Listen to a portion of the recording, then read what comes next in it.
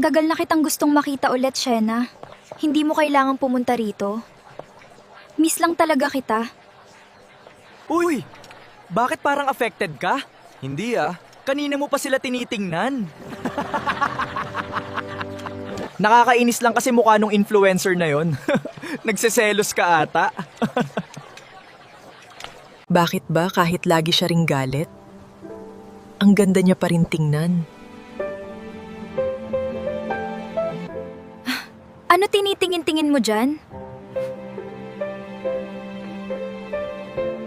Minsan, gusto mong umiwas sa isang tao, pero siya rin unang pumapasok sa isip mo. Orange Heart 24.